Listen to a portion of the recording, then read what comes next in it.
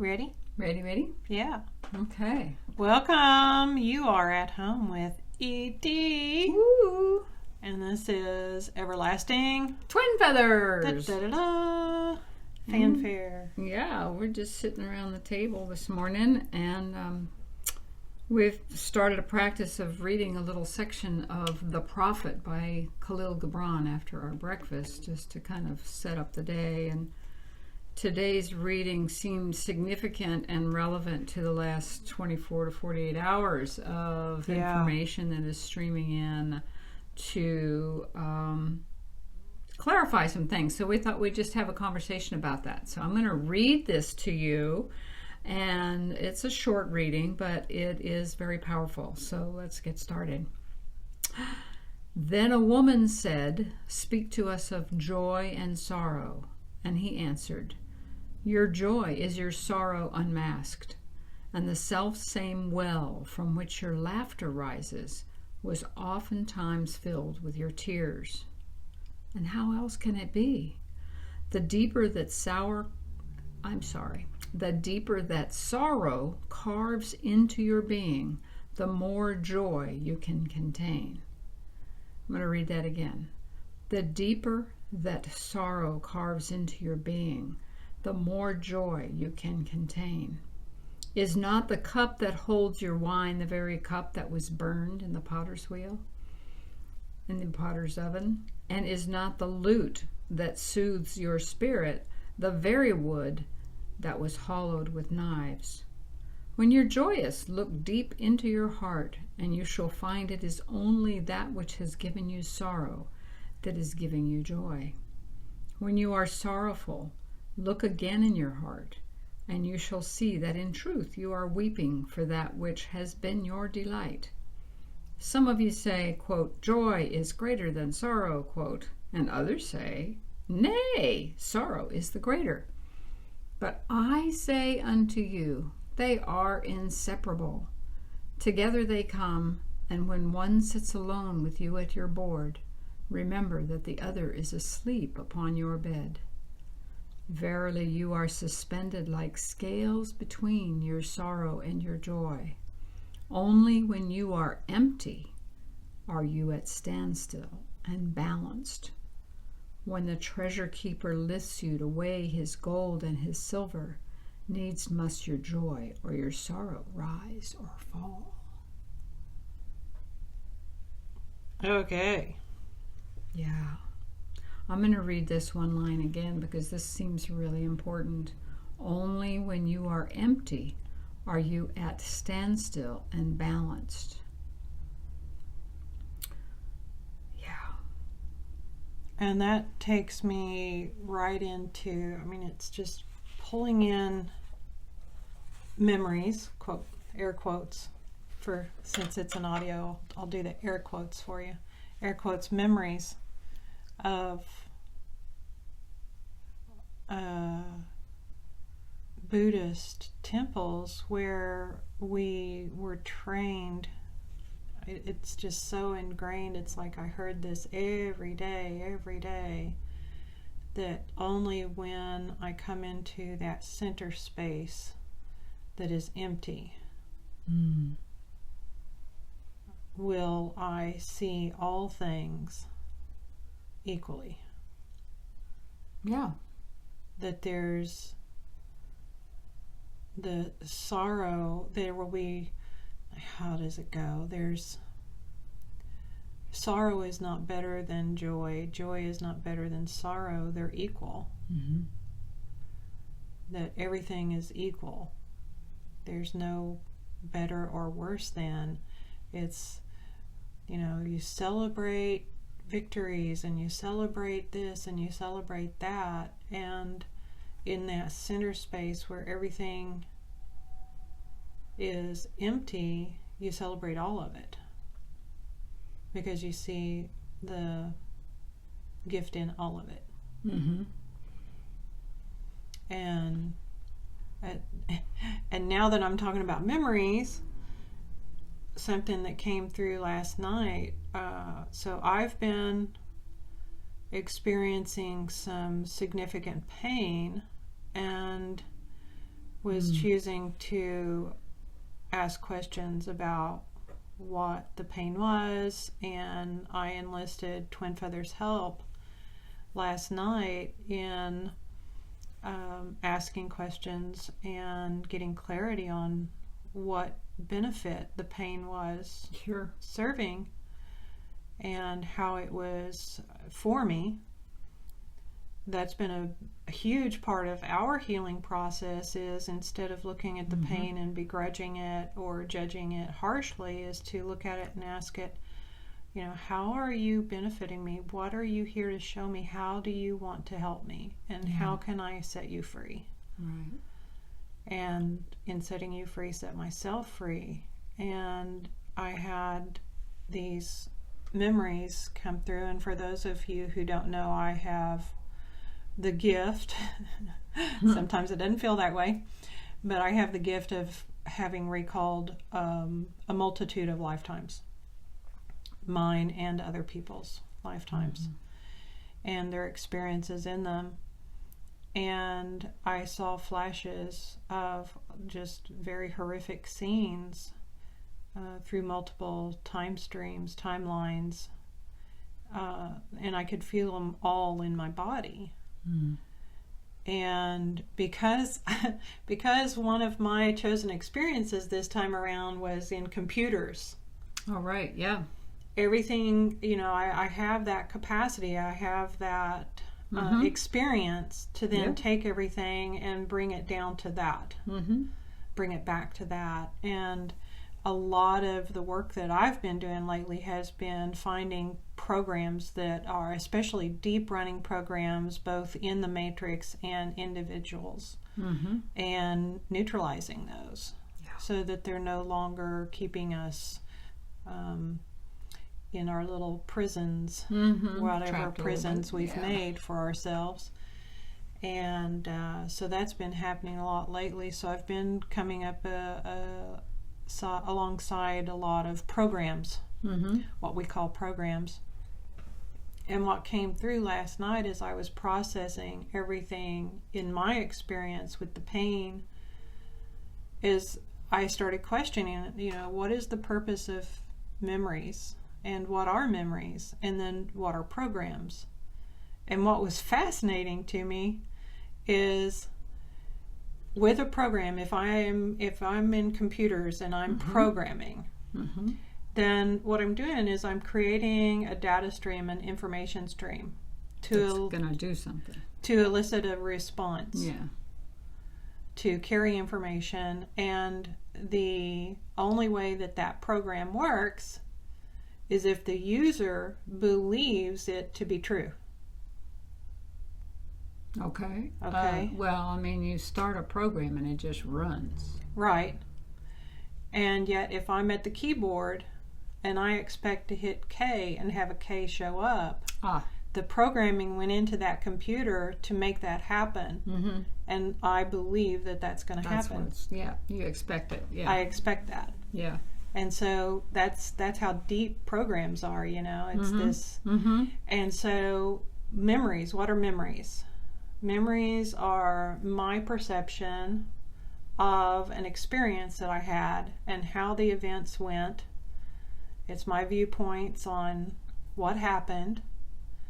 And it's an information stream, a data stream that I've held on to, that I believe was true, that it happened this way. Yeah. And that the experience was this. Right. So then I'm like, I love to go down rabbit holes, so here I go. I'm seeing an equal sign. Yeah. So I'm going, memories and programs, how do you tell the difference? Is there a difference? Great question.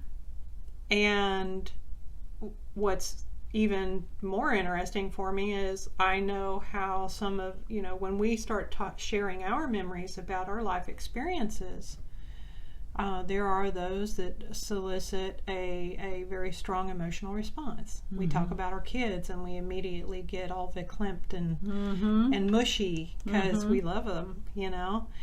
And yet I had a particular session this week where I was working with a client and we ran up against a very deep program.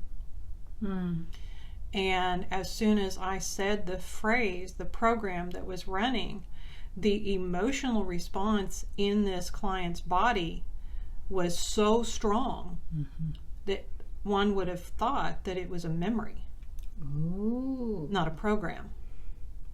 It was a very physical, visceral response. Well, could it not be an energetic memory? Could be.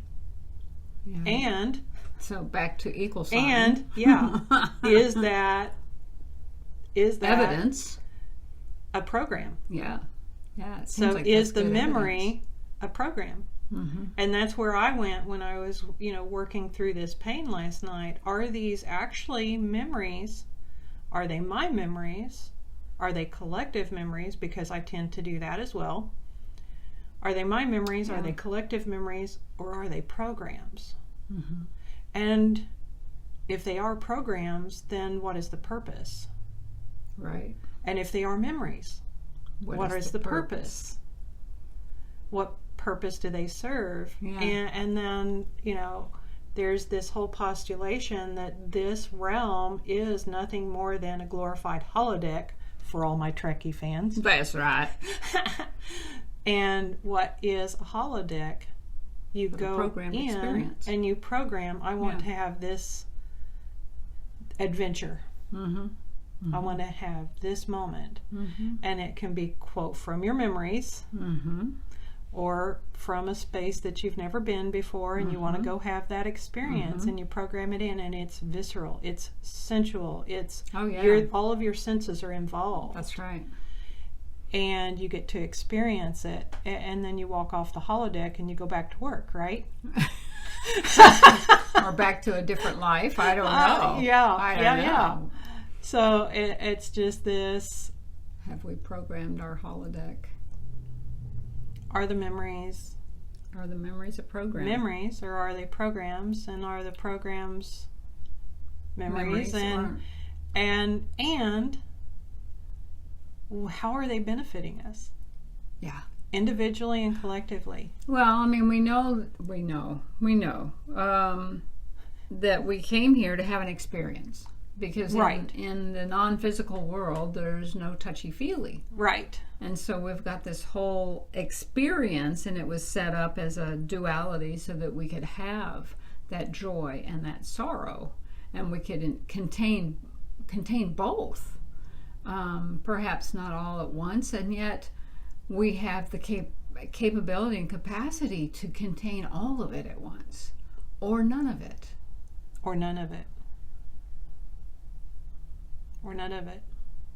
And is the goal or the purpose of us being here to have all this programming, this experience, and then we wake up and we go, wait a minute, this is just a program. What am I going to do with it? Life is but a dream, right? Sweetheart. Yeah, that's right. And so where do we go with that? And so, we invite you as a listener to consider. I mean, I don't know. And the fun thing is, I don't even care what the answer is. I'm just having fun with an exploration. Because the next level, which really blew my mind, and I got up out of bed last night to sit and write this because it came in and I'm like mind blown. And it was this. Truth, commonly accepted truth, is we are one consciousness. That is expressing itself through all these various forms, right? And one of the things that I come across often, every single time, when I'm working with some, and I've even asked this question myself, is if I've been programmed, who programmed me? And what was their intention? And what was their purpose? And it always feels, in the past, it's always felt sinister, right? Like some bad guy back there in the Wizard of Oz, is behind the curtain programming shit to make me have a shit life, right? Or in the instance, I was working with another client, and there was the client was not receiving the email that had the link so that I could have the Zoom so that we could do the session. And I'm like, so where's the resistance? And what came through during the night is if we all choose to believe that we are one consciousness, one singular consciousness, and we're expressing ourselves in all these individual ways and having all these different experiences, then I'm the one that programmed. I'm the one that created the program. Me? Oh my God. Could I be creating all this chaos? Oh my gosh. I love it when you do that. You're just like, wow. So that's why I said it blew my mind. I'm writing because I was told write. And so I wrote, and it went there, and that means I wrote the program, and I'm experiencing the program. Right, for the purpose of ... Right. So then I look at the program completely differently, and I'm going, so why did I do that? And you know what? Do I need to know why? I don't know. Or do I need to just go, don't like that program. I'm done with that. Let's try a different program. And the fun thing about computers is I learned how to do that. You know, you just and think about it like your phone. You get all these freaking updates that make you go back in and change things again because everything looks differently. At any rate, regularly in computers we do updates. That's right. When was the last time we updated ourselves? Right. When's the last time we went in and said, I had that shitty experience and it really sucked and it caused me a lot of emotional pain and heartache and blah blah blah blah blah, and I'm done because it's taking up space. And I want to put something fun in that space. So I pay homage to you and I'm grateful for you. And that comes back to that empty space that Khalil was talking about. To the program, yeah. When I'm in that empty space. Yep. You can see objectively. Then step out of it. Then one is not better than the other. Right. And one is not worse than the other. It just is. Loving acceptance. Allowing it to be what it is so that I can set it free and set myself free. Look at that. Needless to say, the pain that I was experiencing last night isn't here this morning. How about that? Yeah. Yay! It's amazing how that works. It is. And that's, we often bemoan being in physical form, especially those of us that really still have strong memory of not being in physical form, and we're all like, oh, it's so much better out there, you don't have to go through all this crap. But well, the thing is, like you said earlier, where else do we get to sensually all of our senses experience ecstasy and joy and pain and sorrow and grief? And we've, as humans, we've decided that grief is something horrible and you don't want to experience it. And yet, the flip side of that is love. It's so powerful. And joy. And we can move it through our body. I mean, you can't have grief without joy and love. Well, that's the way this realm is set up for that dichotomy. Because that's the experience that we came here for. Yeah. So, yeah. Joy is sorrow unmasked, he says. Yeah.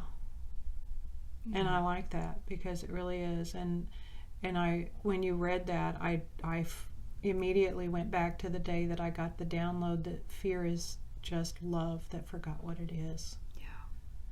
And when we look at that fear, however it's expressing itself, anxiety, depression, anger, rage, resistance, however pain, that's a big one. Pain can be fear. however we're expressing that fear, when we look at it and we remind it from a space of love, from a space of acceptance, from a space of allowing it to be exactly what it is, when we just go, I remember who you are and I see you. Mm-hmm. I see who you really are and I love you. Then it's that joy unmasked. So what's your joy unmasked out there?